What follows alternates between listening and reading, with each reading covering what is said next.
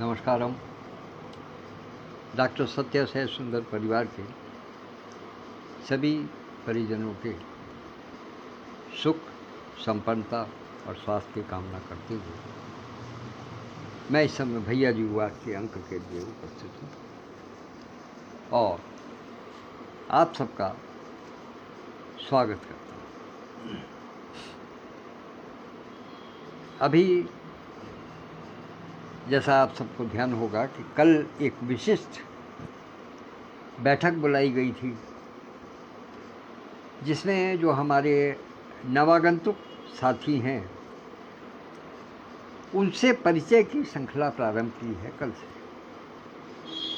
तो कल उसमें हमारे 3 विशेष साथी आदरणीय संतोष दहिया बहन, आदरणीय दीनबंधु जी और आदरणीय राधा अग्रवाल दीदी, तीनों नवागंतुक सदस्य हमारे इस कार्यक्रम में उपस्थित हुए। उनका परिचय हमने प्राप्त किया और उनकी प्रतिभा को हमने देखा, समझा और जाना। हमें लगा कि इन तीनों व्यक्तित्वों को हमारे परिवार से जुड़ने में थोड़ा समय लग गया, क्योंकि ये ऐसी प्रतिभाएं हैं जिनको कि हमारा पटल, हमारा परिवार बहुत दिनों से तलाश कर रहा था। ऐसी प्रतिभाओं के लिए आदरणीय दीनबंधु जी की बात करें तो वो एक ऑलराउंडर, गीत, कविता, गज़ल, रुबाई और आध्यात्मिक, संस्कारित और क्या कहते हैं सामाजिक समरसता के विषय में, और यहाँ तक कि हास्य, व्यंग भी लिखते। तो एक प्रकार से ऑलराउंडर है। हमको आवश्यकता थी, ये मैं कोई बनावट वाली बात नहीं कह रहा हूँ, ये वास्तविकता है। हम पटल पर कभी कभी खोजते थे कि हमें कोई हास्य व्यंग का व्यक्तित्व मिले जो पटल की जो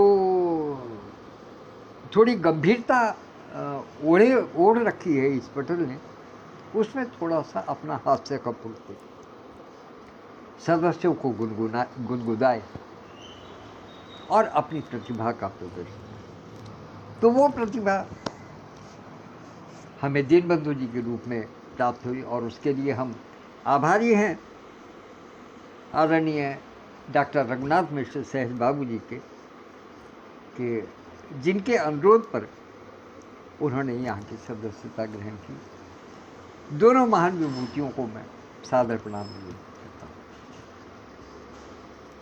आदरणीय संतोष दहिया जी बहुत अच्छी रचनाकार हैं, दिल्ली की हैं, और जहाँ तक मुझे स्मरण है आदरणीय डॉक्टर यति शर्मा जी के सौजन्य से इनका पटल पर आगमन हुआ है। और इनके व्यक्तित्व को देखकर, इनके कृतित्व को देखकर ये सहज ही अनुमान लगाया जा सकता है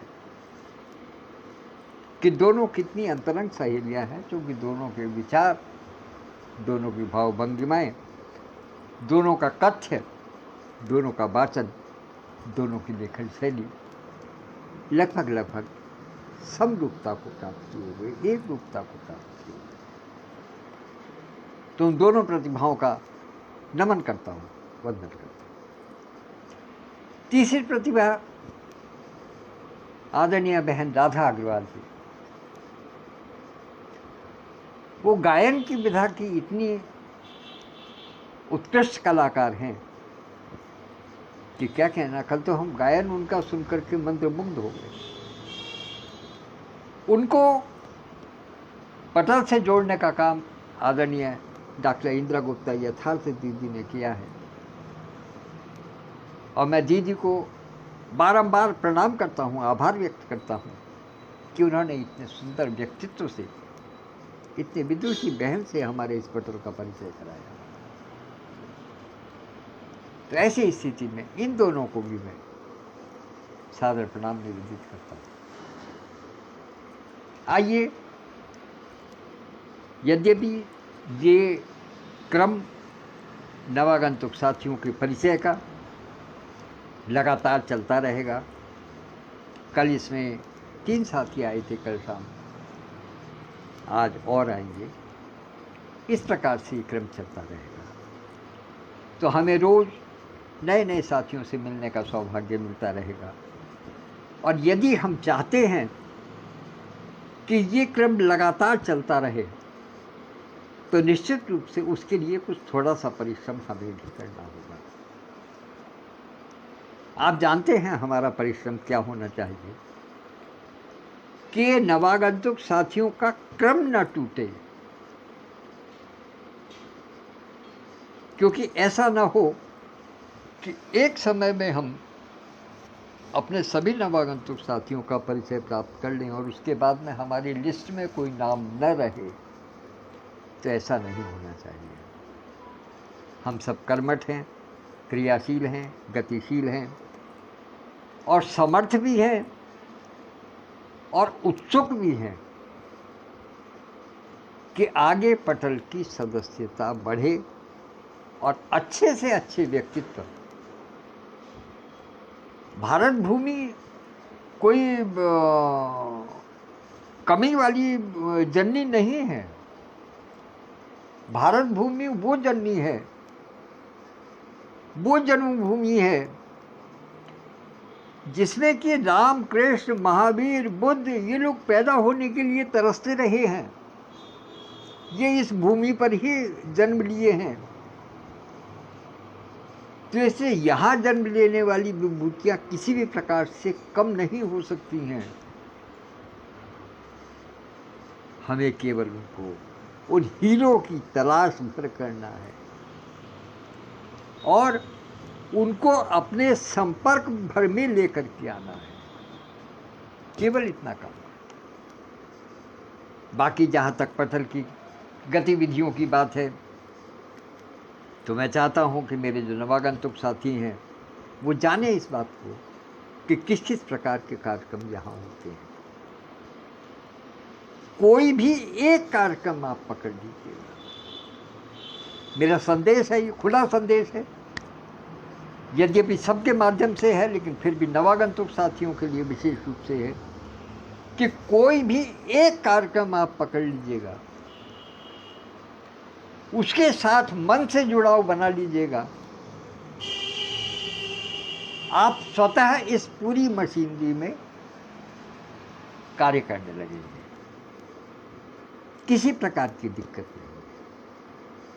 यदि किसी सज्जन को कहीं कोई परेशानी आती है, हमारे किसी भी नवागंतुक साथी को कहीं कोई परेशानी आती है, चाहे वो वाचन से संबंधित हो, चाहे वो लेखन से संबंधित हो, चाहे वो लाइव करने से संबंधित हो, चाहे वो वीडियो बनाने से संबंधित हो, चाहे वो नेटवर्क की समस्या हो, चाहे किसी भी प्रकार की समस्या है, इस पटल पर चाहे प्रस्तुति देने की समस्या हो, चाहे लेखन लिख कर के देने की समस्या हो, हर प्रकार की समस्या के लिए हमारे परिवार का सभी वरिष्ठ सदस्य इसमें सक्षम हैं कि आपके हर प्रकार की समस्या का समाधान करने का पूरा प्रयास करेंगे। मैं ये नहीं कह सकता कि पूरी कर दी जाएगी, क्योंकि बहुत सी बार कुछ लोगों के पास ऐसी समस्या होती है कि उसका निदान हम नहीं कर पाते हैं।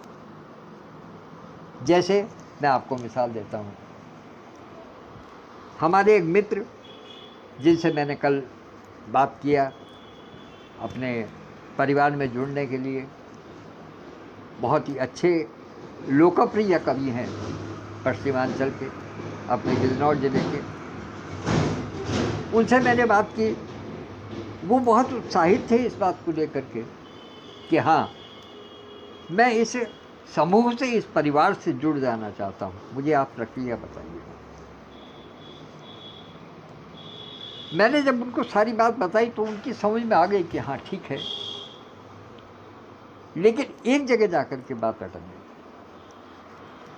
और वो क्या कि वो ग्रामीण परिवेश में रहते हैं और उनके पास जो मोबाइल है वो टच कंपनी, टच वाला है। उनके पास एंड्रॉयड फ़ोन नहीं है। तो हमने उनसे कहा कि आपके लिए क्या दिक्कत है, एक एंड्रॉयड फ़ोन ले लीजिएगा। तो उन्होंने कहा मैं जितनी बार भी लेता हूँ मेरे बच्चे ले उठते हैं, कहते हैं पापा हमारा ख़राब हो गया, हमारा ये हो गया, हमारा वो हो गया। अब बच्चे ले लेते हैं, मेरे पास वो नहीं है। अब बताइए, ये एक ऐसी चीज़ है जिसमें कि पटल कुछ नहीं कर सकता। पटल क्या करेगा? पटल आपको हर चीज़ सिखा सकता है, हर चीज़ बता सकता है, हर रास्ता बता सकता है। लाइव करना नहीं आता तो वो बता सकता है, किस समय आना है, क्या करना है, कैसे करना है, उसकी सारी सुविधाएं दी जा सकती हैं। लेकिन अब मोबाइल तो अपना ही रखना होगा। ऐसी तो कोई व्यवस्था अभी तक नहीं बनी है कि हमारा परिवार किसी को मोबाइल खरीद कर। तो इससे मेरा कहने का तात्पर्य यह है कि वरना जो मूलभूत आवश्यकता है वो तो आप ही के पास होंगी। जैसे कि आपके व्यक्तित्व के अंदर वो चमक होनी चाहिए, आपके अंदर वो विशेषता होनी चाहिए, वो एक भूख होनी चाहिए, वो ललक होनी चाहिए कि आप समाज के सामने अपनी बात रखें या रखना चाहें, आप कुछ विशेष प्रस्तुत करना चाहें, तो ये भूख तो आपके अंदर होनी चाहिए। वो भूख जब आपके अंदर है और एक बार पैदा हो गई तो मैं समझता हूँ कि आज नहीं तो कल, कल नहीं तो किसी न किसी दिन वो मित्र एंड्रॉयड फ़ोन लेने के बाद ना उससे दोबारा संपर्क करेंगे। मुझे पूरा पूरा विश्वास है कि ऐसा हो। तो हम सब लोगों को ध्यान देना है कि हमें किस किस कार्यक्रम में विशेष रूप से ध्यान देना है। पटल में अंदर बाकी सारी कार्यशालाओं से जुड़ने के लिए, हमारे मित्रों से परिचय प्राप्त करने के लिए, किस किस प्रकार के सोच के व्यक्तित्व इस परिवार में उपस्थित हैं, उसका एक विहंगम दृश्य देखने के लिए मैं सभी नवागंतुक साथियों को एक विशेष परामर्श देना चाहता हूँ, और वो ये कि आप सब लोग प्रारंभ में रविवार के दिन होने वाले सबसे सजन कार्यक्रम के लिए अपना लेखन करें। रविवार को नहीं तो अधिक से अधिक सोमवार को अगले रविवार में होने वाले कार्यक्रम के लिए शब्द प्रदान कर दिया जाता है। पिछली बार का शब्द सदस्यता, सहभागिता थी, उस पर कितनी अच्छी अच्छी रचनाएं प्राप्त हुई वो आप सब लोगों ने देखा होगा। अब की बार का शब्द है बटालियन, क्योंकि हमारा पूरा परिवार एक बटालियन की भांति कार्य करता है। जब किसी कार्य को करने में जुट जाता है तो फिर उसके बाद में आगा पीछा कुछ नहीं, केवल ध्यान अपने लक्ष्य की ओर होता है। अर्जुन की तरह से चिड़िया की आंख पर होता है निशान। तो जो भी हमारे साथी हैं, और ये मैं एक और विशेष तथ्य यहाँ बता देना चाहता हूँ कि हमारे अधिकतर साथी इस पटल से उनका जो जुड़ाव हुआ है वो सबसे सजन कार्यक्रम के साथ ही हुआ है, क्योंकि वहाँ एक बार आपने अपनी रचना दी और जहाँ आपकी आवाज़ में उस रचना का वाचन हवा में तैरा और लोगों ने सुना और उसकी प्रशंसा की, उसके विषय में प्रतिक्रिया दी, तो हम सबको ये आभास होता है कि हाँ, वास्तव में हमारी बात कितनी दूर तक पहुंच रही है, कहाँ कहाँ तक पहुंच रही है, और किस किस प्रकार के विचार आ रहे हैं किसी एक शब्द पर। मुझे स्मरण है कि इसी पटल पर एक शब्द ऐसा दिया गया था जिसने कि 100 से अधिक रचनाकारों ने अपनी रचनाएं लिखी, और उसके प्रसारण के लिए एक एपिसोड नहीं, 2 एपिसोड नहीं, कई एपिसोड करने पड़े थे, तब कहीं जाकर के सब साथियों की रचनाएं प्रसारित हो सकी। तो इसलिए ये वो विशिष्ट कार्यक्रम है जिसके माध्यम से कि जुड़ाव बहुत आसानी से होगा, बहुत शीघ्रता के साथ में होगा, और आपको सभी साथियों के विषय में जानने का, उनसे घुल मिल जाने का, उनसे परिचय प्राप्त करने का सुअवसर प्राप्त होगा। इसलिए मेरा सभी नए साथियों से अनुरोध है, मैं नहीं इस बात को कहता कि आप कई कार्यक्रम में जुड़े, आप प्रारंभ में केवल इस एक कार्यक्रम में जुड़े और फिर उससे जुड़ करके आप स्वयं अनुभव करेंगे कि आप किस स्वर्ग में पहुंच गए। इसको मैं स्वर्ग की संज्ञा देता हूं, इस कार्यक्रम को मैं स्वर्ग की संज्ञा देता हूं। भांति भांति के हमारे सदस्य, भांति भांति के उनके विचार, भांति भांति की उनकी रचनाएं और भांति भांति का उनका प्रस्तुतिकरण जब दिखाई देगा तो ऐसा बिल्कुल नहीं लगेगा कि आप अपने घर में बैठ करके किसी कार्यक्रम को सुन रहे हैं। कभी आपको लगेगा कि आप तेलंगाना प्रांत में हैं, कभी लगेगा कि आप सिक्किम में बैठे हुए हैं, कभी लगेगा कि आप नेपाल में हैं, कभी लगेगा आपको कि आप यूएसए में बैठे हैं, कभी नीदरलैंड में हैं, कभी बेल्जियम में हैं, और कभी भारत के इस क्षेत्र में हैं, कभी उस क्षेत्र में हैं। तो ये जो विविधता है ये आपको इसी कार्यक्रम में नजर आएगी। प्रारंभ इससे कीजिएगा, एक ऐसा जुड़ाव बनेगा कि फिर इसको छोड़कर जाने की इच्छा आपकी हो नहीं सकती। ये मेरा दृढ़ विश्वास है। तो मित्रों, एक बात मैं और विशेष रूप से कह देना चाहता हूं यहीं कि हम कभी इस बात के हामी नहीं रहे कि आप अधिक से अधिक समय मोबाइल को दें। उसके कई कारण हैं। पहला मुख्य कारण आपका, हमारे साथियों का अपना स्वास्थ्य है, अपनी आंखों की रोशनी है।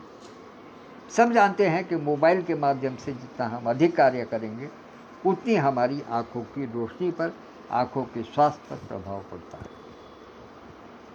इसलिए पहला चीज ये। दूसरा विषय ये कि हमारे जितने भी साथी हैं, और साथी जो हैं भी वो भी और जो नहीं भी हैं, हर व्यक्ति के पास में अपने परिवार के कार्य के लिए भी कुछ न कुछ समय आवश्यक है। हर समय पटल पर कोई व्यक्ति उपस्थित नहीं रह सकता और न रहना चाहिए, क्योंकि हम परिवार में समरसता चाहते हैं। किसी कारण से ऐसा ना हो कि पटल के कारण परिवार में कुछ दिक्कत हो। पहला हमारा उत्तरदायित्व अपने परिवार के प्रति है, पहले अपने उस परिवार के प्रति है, दूसरा दायित्व फिर इस परिवार का। तो दूसरा कारण है। तीसरा कारण हो,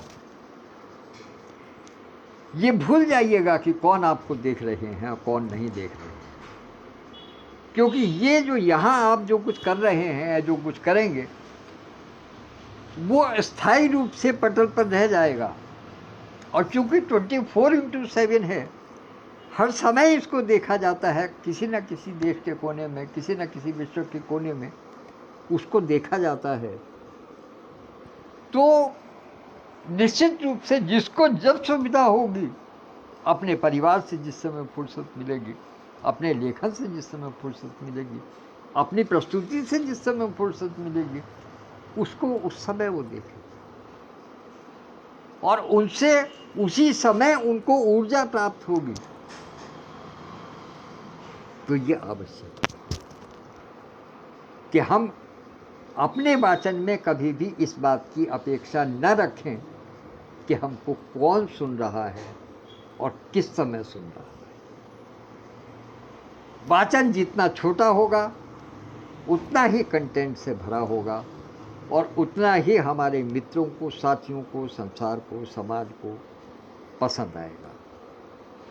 तो ये कुछ मूलभूत सिद्धांत थे जो मैं आप सबके साथ में साझा करना चाहता था और वो मैंने इस समय आपको दिए। जो साथी इनको जान रहे हैं, समझ रहे हैं, या जो इससे कुछ सोचते हैं कि हाँ ये बात औरों को भी बतानी चाहिए, तो या तो उनको इस पटल का या इस वीडियो का लिंक शेयर कर दें या उनको स्वयं व्यक्तिगत रूप से दिखाएं कि हाँ देखिएगा क्या होता है, कैसे होता है। इन तत्वों को आप सबके साथ में साझा कीजिएगा, तभी यहाँ से वाचन की और पठन के उद्देश्य की सार्थकता समझ में आएगी। अभी आजकल हम जिस विशेष कार्य में लगे हुए हैं, काशी मीट बनारसिया में जो 16 नवंबर को एक ऑफलाइन कार्यक्रम होने जा रहा है, उसके लिए सदस्यता अभियान इस समय चलाया जा रहा है। सहयोगिता मांगी जा रही है, सहभागिता के लिए आश्वासन मिल रहे हैं लोगों के। हम चाहते हैं कि जो भी और भी साथी हैं वो उसमें सहभागिता करें ताकि कार्य शीघ्रातिशीघ्र पूरा हो सके। कार्य अपनी पूरी युद्ध स्तर पर चल रहा है, उसका सब लोग ध्यान करें। प्रतिदिन वीडियो और चित्रों के माध्यम से पटल प्रदर्शित हो रहा है कि कितना कार्य, किस दिन क्या क्या कार्य हो रहा है, तो उसको ध्यान दीजिएगा, उसके विषय में संज्ञान दीजिएगा और मन में जो भी भाव बने सहयोग के, उसको अवश्य करते रहिए। धन्यवाद, नमस्कार। कल फिर उपस्थित होऊंगा कुछ नई बात लेकर के लिए, तब तक के लिए आज्ञा दीजिएगा। और उपस्थित होने के लिए आदरणीय विधुभूषण त्रिवेदी जी, विद्युत प्रभा चतुर्वेदी, मंजू दीदी जी, कात्यायनी दीदी जी, डॉक्टर सत्यप्रकाश पांडे जी, USA से आभा मेहता दीदी, और कौन है एक, हाँ अमित कुमार बिजनौरी जी हमारे मित्र हैं सियोहारा के, वो आज पहली बार उपस्थित हुए हैं। उनकी उपस्थिति को सादर प्रणाम करता हूँ। मैं चाहता हूँ कि मेरे सभी साथी उनका अभिवादन करें, उनका स्वागत करें इस पटल पर। आज पहली बार उपस्थित हुए हैं, उनको बहुत बहुत आभार व्यक्त करता हूँ यहाँ आने के लिए। और मैं चाहूँगा कि वो इस वाचन को सुने और यदि उनकी किसी प्रकार की कोई क्वेरी है, कोई वो प्रश्न करना चाहते हैं, कुछ वो पूछना चाहते हैं, कुछ वो समझना चाहते हैं, तो आपका ये मित्र हर समय 24/7 आपकी सेवा में उपस्थित है, उपलब्ध है। और आप तो वैसे भी मेरे मित्र हैं, जब चाहे तब बात कर सकते हैं। पहले भी आपकी हमारी फ़ोन पर वार्ता हुई है, लेकिन इस संबंध में नहीं हुई। अब आप कीजिएगा, हम लोग इस संबंध में भी वार्ता करेंगे। तब तक के लिए आज्ञा दीजिएगा। धन्यवाद, नमस्कार।